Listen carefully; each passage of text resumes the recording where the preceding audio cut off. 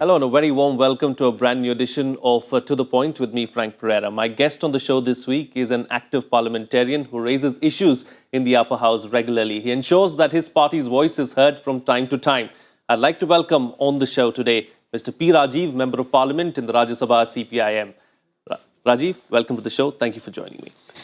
You know, the left parties have been accused by the government of being anti-reform. You've raised several issues in the parliament and outside as well with regards to several of the bills that the government has brought in. Are you really anti-reform? What is it that you want from the government? Actually, we have a very consistent stand on these neoliberal policies, which is called as reforms. From 1991 onwards, we are continuously opposing the policies which had been initiated by the then Narasimha Rao government. This government is trying to implement that policies in a very fast manner. And then we are continuing the same position. Actually, this is the voice of the common man in this country. While we are looking to the world reports, the highest, the super rich of 1% is controlling the 49% of the wealth of this country. The lowest 10% is having only 0.2% of the wealth. This intensifying inequalities are the one of the major contribution of the neoliberal policies. But is it really the voice of the country? You said voice of the country, but you know, going by the election results, going by how the left has been decimated in West Bengal, seems to be going the same way in Kerala as well. Is it really the voice of the people? That's another perspective. The voice of the people that always, not sure, it is always reflected in the electoral process. And there are several factors are there. That is true. It might be our failure to convince the people which issues we have taken up for their own cause. Then we are living in a media world now. This propaganda of the media, it is certainly influencing the common man in this country, and we are facing some organization shortfalls. That is might be a reason we could not convince the people on these issues. But the issues are real. These issues are the issues of the common man in this country. These all things, these inequalities, unemployment, and other all factors are showing our views, our positions are correct. These objective realities prevailing in the country, it is vindicated our position. Okay. You know, you're one of the very few parties that has been against FDI in insurance. Why are you principally against FDI in insurance? Actually, we had given a very detailed note to the select committee. I got an opportunity to work as a member of the select committee. While we are going through the all figures and facts prevailing in this country and world, LIC is the one of the premier institutions in the world. That is the public sector insurance company. They are told about the insurance penetration. The argument for more FDI to this insurance sector is to increase the insurance penetration. But while we are taking the experience of the 26% FDI insurance sector, that shows that the last 2 years the penetration has been decreased. That means penetration depends on several issues. It depends upon GDP growth. It depends upon the purchasing capacity of the general public in this country.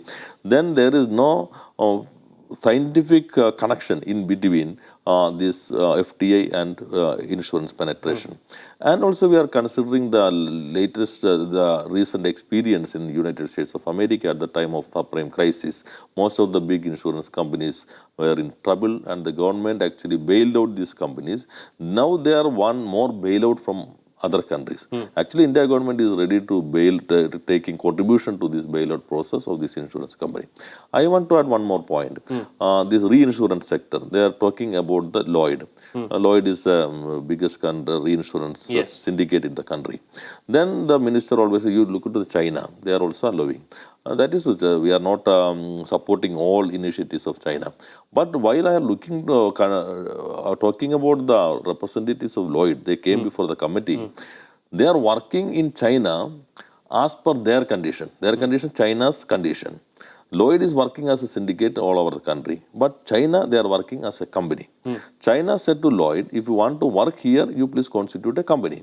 Then Lloyd ready for that. But India, Lloyd is going to work on their own condition, not our own condition. This is one significant difference in between China and India on FTA insurance. Interesting that you brought up China. You know, China too is a communist nation. You look at Vietnam, you look at Cuba, you look at some of the other communist nations as well. We've seen wide-scale reform in China, economic reforms in China, Vietnam and Cuba. Whereas the left's ideology here still seems to be very old. You don't want to change with the times. That's the perception that we get. How are you going to change that perception? Actually, we are not against the private sector. We are but against privatization in education and health sector and some other strategical sector. Private capital and privatization is entirely different. Private capital is utilization of private capital for the growth or development. Privatization means the private capital decide and determine the policies of that sector. But we are looking to the education sector. Now it is privatized. Private capital determines all these things, self-financing institutions and other things. This is privatization. And we are not against FTA. We are in favor of FTA wherever it is needed. If it is bring a new technology to the country, yes, it is a need of the day and we are supporting that. If it is creating more and more employment, okay, it is good for the country. But which type of FTA is coming to our country? Around 44% of FTA is coming from a small country. That is not a rich nation, that is Mauritius. Around 50 to 60% of the FTA coming from these tax haven countries. That is not only real FTA. This is de facto, it is Indian money. They are utilizing the double taxation avoidance treaty to avoid all these tax burdens. They started a corporate office in Mauritius and came to India and they are enjoying all tax benefits. Then this is not real FTA. Second point, this is most of the FTA is not FTA, foreign investment is FII, is portfolio investment. Yes. It will come and go, it will affect the country's economy. Then FTA is needed, wherever it is needed, okay, we are supporting that, but it should be for the advancement of technology, it should be for creating more employment, it should not be portfolio type investment. This is our consistent stand, but the general perception is we are totally against any type of private investment, any type of foreign direct investment. No, that is not our position. Okay, let's talk about West Bengal. Let's move on a little further and talk about West Bengal. Now, the left's parties seem to be completely decimated in West Bengal. There is no trace of the left remaining in West Bengal. There are very few seats remaining in West Bengal that are your bastion or so-called, dominant seats. How are you going to change that around in West Bengal? Actually, our party state conference is just over in West Bengal. The public meeting, public rally is a very good gathering. I think it is one of the biggest rally in the last 5 years. Actually, we are trying to recouping. We are trying to rebuild our credibility and we are trying to build up our mass and class organization in West Bengal. That is true. Actually, in West Bengal, we were in rule for more than 3 decades. This is a 40, 50-year-old man. He had seen only the left in power. They have never experienced another type of regime. Our cadres also only had that type of experience. In Kerala, our experience is entirely different. We are in ruling front, we are in opposition. This is entirely different. Then we had made some organization mistakes, some political mistakes, some administration mistakes. We are trying to rectify that. We already tried it, we already did it, but we could not recoup the confidence from the people. We are trying to do that. I think it would be. There is a sense of disenchantment among the people of West Bengal when it comes to the left. Is there any kind of corrective measure that you're trying to use to try and, regain the confidence? What is it that you're looking at? Actually, we are started our rectification process in organization sector, political sector, and also we are going to a very detailed examination of our political tactical line, not only for Bengal, all India level. It is, but Bengal is also part of this country, and it is also part of our political tactical line. That is one thing. Second thing, this look into our new state committee. Most of the new members, that is below 60 years, normally it is above 60 years, that is our normal practice. Then we are trying to accommodate more youth to the higher committees in Bengal, also in other states, and we are also taking the general issues of the common man. We are trying to mobilize all people in Bengal against these anti-people government's policies, Mamata's policies, and we are trying to mobilize the secular forces against this type of BJP. They are trying to larger their base in Bengal. Then these type of activities, I think we can make a change. The cause for concern really for the left is the fact that, at the left's loss, the BJP or the right seems to be gaining significantly. That is a matter of concern, isn't it? Uh, I'm not sure about that observation. While we are looking to the state where BJP is in power, there was earlier it was in Congress ruled state Gujarat. Once the BJP was there, other states, UP was the highest base of Congress. Now it is SP and BSP. But most of the states, BJP was in power. In Bengal, no, BJP. They are trying to But they're gaining significantly. They are almost relegating you to the third and the fourth position where the Congress and the BJP both are coming ahead of the left. yeah, some constituencies, but the Bengal actually there was a history. Shama Prasad Mukherjee elected to from that constituency. Hindu Magasabha was very strong in that state, but because of the left intervention, because of the role played by communist parties, the secular nature of the state could be protected. Then the minorities, the biggest share of minorities in Bengal, their interests always protected. Then what is happening now in Bengal? The recent development, the rape on the nun of a Christian nun, other attack on Christian church. This shows that these type of things never happened in the regime of left government in Bengal. Now we are trying to mobilize all these people. The BJP, we the force consistently opposing the anti-secular, these communal policies of BJP, wherever it is. Kerala, they could not make open an account in the Legislative Assembly up to now. Tripura, the situation is same. Bengal is... But they are gaining. But they are gaining. I mean, I have credible sources and credible reports coming in from Kerala and some of the other states telling me that, several of the youth people who are part of DI, FI and all of that are actually joining the RSS and joining the BJP. So there are several cases like that. I think that is only propaganda in Kerala. Kerala, the situation is entirely different. They are trying to utilize this situation. They have the central government, they got the single party government in the center, and they are getting all these type of support and benefit from the central government and BJP central leadership. They are trying to open their account. They are hardly trying for that. But the thing is, I think this last Lok Sabha election, they could not open an account. They got some good votes in Trivandrum constituency, but the total vote share of BJP is lesser than the 14th Lok Sabha elections. Compared to the 15th Lok Sabha, yes, they got some more percentage of votes. But while we are compared to the 14th Lok Sabha, their percentage has been reduced. But they are trying their best. I think they cannot open an account in Kerala. Okay, we will continue talking about that in detail in just a bit. It's time for a short break now. On the other side, we'll talk to P Rajeev about the Communist Party's last stronghold in India, Kerala, and what are the party's national ambitions. Stay tuned. We'll be right back. Welcome back. You're watching Rajya Sabha Television. In conversation with P Rajeev, Member of Parliament, Rajya Sabha CPIM. Rajeev, before the break, we were talking about how the left is really struggling for survival in West Bengal. The situation does not seem to be all that great in Kerala as well. Of course, yes, you have the seats. You are the party in the opposition. You're doing well from that perspective. But if you look at it from the party's perspective, there is factionalism. There are two camps in Kerala. And, there are people vying for that top position. And that is one old story. Now, the last state conference reflected the unity in our party. Our all decisions in the party state conference we had taken unanimously. Yes, there is no factional issues. The one activity of a senior party leader that is against the normal party discipline process. We can rectify that also.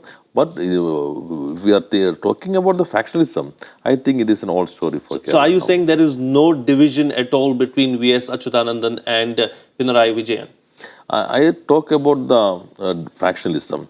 This is not an issue of individuals. You can never see a toll number for getting a membership in CPIM because we signed in a pledge. That is, we are ready to accept the constitution of the party. We are ready to accept the discipline of the party. That is the democratic centralism. Then it is the duty of each and every member, irrespective of their party position, to obey the constitutional provisions and to follow the party discipline. That is another issue. Factionalism is entirely different. We had that bitter experience of partialism earlier, but we could overcome that issue with the help of the central party leadership and the state party leadership. We did it, I think this time all parties district conferences concluded with a unanimity, and state conference also lakhs of people mobilized in Alapi, and these type of new decisions, the unity in the party give more hope to the masses in Kerala. But, are you going to is the party going to take any kind of action against V.S. Achuthanandan, your senior leader, because there were allegations of anti-party activities being carried out by him? So is there some kind of action that you're going to take against him? Not this anti-party activities. We said some type of, that is the nature of the activities we stated in public. But we have our own mechanism. The party will discuss it. He is a very senior party leader. He had contributed very good things for the development of party. And he is one of the members who constituted this party in 1964. Then, but his actions also discussed in the party level. Then we have our own mechanism, party central committee. VS is a member of that committee. The committee will discuss that type of things, and we will take a decision on the basis of the discussion in that committee. Is there a slight shift of ideology as far as the left is concerned in Kerala? Because we've seen V.S. Achuthanandan quoting from the Bible just recently while he was in the State Assembly. Also, during several of the campaigns, I'm told that, posters of the left parties being carried out there for processions and for any other gatherings have the images of gods and goddesses. So is there a shift in ideology, really? No, actually, in Kerala, we did a very big struggle for getting the opportunity for the downtrodden masses to enter into the temple. Guruvayur Satyagraha. It was led by Krishna Bulla, the first secretary of CPI, Communist Party in the country, and also some other temples. We did that struggles. Actually, we were the champions of that struggle for getting the right of the downtrodden masses to enter into the temples. Then we have a very consistent positions on religion. We are dialectical materialist. Actually, we have no idea to defeat this religion by struggles in this contemporary world. This is the reflection of the existing realities in this country. Then we are trying to abolish these objective realities, that is these inequalities, other issues, that force the people to go to the temples or churches or believe in these gods. Our position to religion is very constructive and it's a dialectical materialist nature. We are not that type of materialist, not considering the circumstances. We had taken this position also. Whenever the Christian church attacked in wherever it is attacked, then we had always rushed to the places to visit, and we are also protesting that type of activities. We are quoting not only Bible. This the last debate on presidential address, I quote also Ramayana. Yes. The Sitaram also quote some. This is a part of Indian culture. That is part of our culture. It is very good books, but we always take a very constructive stand on this. In the Kerala Assembly, on a lighter note, of course, we've always seen members of the Congress being God-fearing and quoting verses from the Bible. We saw V.S. Achuthanandan also quoting verses from the Bible, like how we carry rule books in Parliament here, and you frequently quote from the rule books. Should people in the Kerala Assembly start walking around with Bibles, or maybe even journalists walking around with Bibles, because there's a lot of Bible verse quoting that's happening in the Kerala Assembly?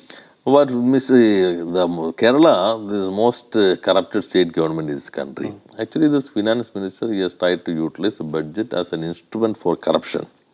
But before presenting budget, he is always visiting the church. And actually, this Kerala Congress, the party which he belongs, is known as a party of the church. But what is he practicing? That is entirely different from the principles of Bible. Then that is his faith. He is always went to the church. He is act as the champion of these Christian minorities. But his practice is entirely against the concept in the Bible also. Then it is our duty to reveal that. And I think Common VS did that, and other members also trying to utilize this. Let's move on now and talk about some more significant aspects. the Aam Aadmi Party seems to have done extremely well. Some of their slogans and some of the sloganeering that they used were, left of center. Do you somehow believe that that kind of a model can be applied within the left as well to try and revive yourself? All political parties should learn some lesson from the victory of AAP. And not only from AAP, it is the duty and responsibility of a party like Communist Party of India, Marxist, learn the lesson from the victory of all political parties and the experience of other political parties. Yes, that is true. ASP has taken a very strong stand against corruption. They have initiated new models of propaganda and protest. We should learn some lessons from that. But now we are witnessing some issues in the AAP that reflects the lack of ideology and policies of consistent policies of that party. A political party is entirely different from a NGO or other organizations. A political party works on an ideology. They should have a politics and a policy. I think we should learn some good lessons from AAP, not imitating AAP in all aspects, but these type of things, how they have taken, how can they reach the masses of the capital of the country, what are the models of operandi they have taken, and that type of things we should learn, and how can they attract the youth of the country, that is the most largest segment of the population. That type of things we should learn some lessons from their experience. The beginning of the end or the beginning of the downfall, I wouldn't say end, but beginning of the downfall for the left of the communist parties here in India, would you say was the walking out of the UPA alliance during the nuclear deal? After that, we've only seen the communist parties going downward. That is not a reason. That is true. We could not convince the common mass of this country the issue which had taken by us for withdraw the support of the UPA. That is not digestible to the common man. But as a party, we had a very strong position regarding the strategic relationship with United States of America. It was not a part of the common minimum program. We support the UPA to avoid the BJP coming to power. But we support the UPA on the basis of a common minimum program. Common minimum program did not include this strategic relationship with America. We several times warned the government, no, you should not go to that type of relationship. But at that time, the Prime Minister and the government, the Congress, was not ready to accept our proposal. Then we have no other option. We have a very consistent stand against the American imperialist position. How can we support a party to a government as a communist party? How can support a government which is an integral part of the strategic relationship of America? That is an ideological and political question before us. We had taken a strong decision on that. We withdrew that support.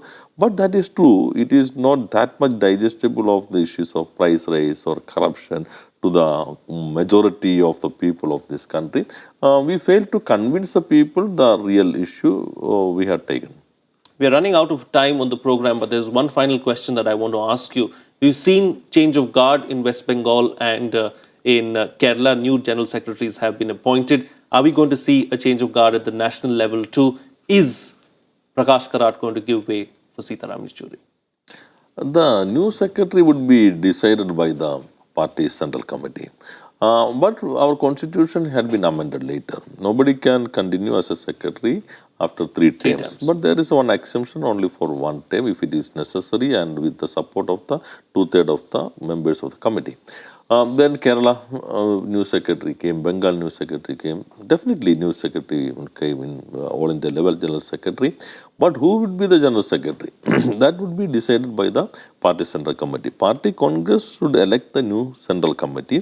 Central committee should elect the new Politburo and the party general secretary. The policies, the general secretary is the leader of a collective leadership. Then we are also taking some strong decisions. New faces are coming in most of the state committees. Then whoever is the apt person to lead the party in this contemporary era, the party Congress elect the central committee and the central committee elect the new general secretary. Is there any significance going to be given to the youth? Are you going to concentrate on bringing more youth into, significant positions in the party? Not only the significant position, our weakness, we could not attract the youth which we could the earlier, before 70s, 80s, we could it. But we could not attract the youth to our party. The 65%, 65% of the population is below 35 years. Then we are concentrating on that, how to attract more youth. Our policy is a progressive policy. Our ideology is relevant. This crisis in capitalism always indicated our ideology. But we could not attract the youth. Then we are trying to formulate new policies and new programs to attract the youth. That is the main question. See, that is true. We are trying to accommodate more youths in our different level committees. In Kerala, in the lower level committees, we direct to 20% should be below 40 years. In Kerala State Committee and Bengal State Committee, we can see several new faces. Yes, we are trying to accommodate them in the higher committees also.